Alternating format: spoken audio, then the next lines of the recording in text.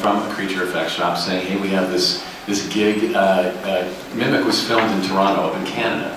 And the tall, skinny actor that played the Long Johns, so it was those big cockroach bug guys, were called Long Johns. And the guy who played them up in Canada is a Canadian. They're doing reshoots in Los Angeles.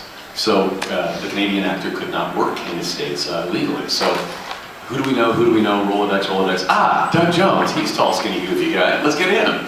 So I got this phone call. Can you work tonight for a night shoot? And I'm like, yes. And that was Guillermo Del Toro's first American big-budget feature film. He had quite a reputation in Mexico by then, and he had already done Kronos, I think was the movie. And he did Devil's Backbone shortly after Mimic, and then after that came HellBoy. But on the Mimic set, I worked on Mimic for 3 days. My second day, I'm sitting across the lunch table from him. I was there first, right? And he came and joined me, and I hadn't met him yet. So here's this roly-poly, this large man in his 30s but he looks like he's acting like an 8-year-old fanboy, right? And he's like, so tell me all the movies you've been in.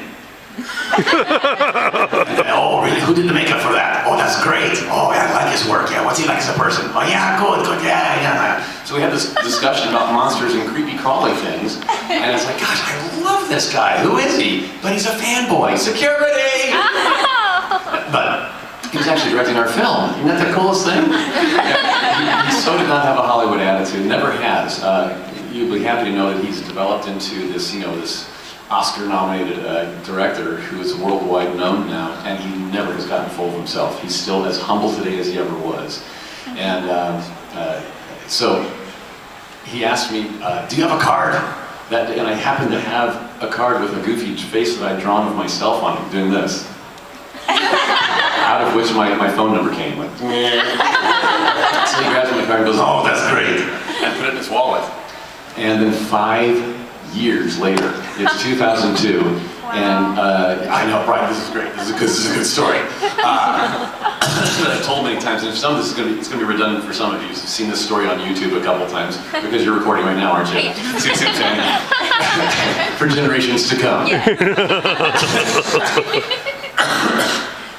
Thank you for the halls, it's really good help, I swear. Where was I? Oh, no, okay, so okay, so and the phone rings again at like 10 o'clock at night, and it's a creature effects makeup artist named Steve Wang. Anyone familiar with Steve Wang, the name?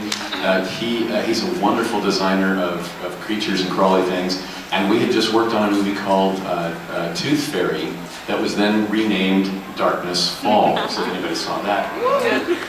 If you liked it, good, okay, good.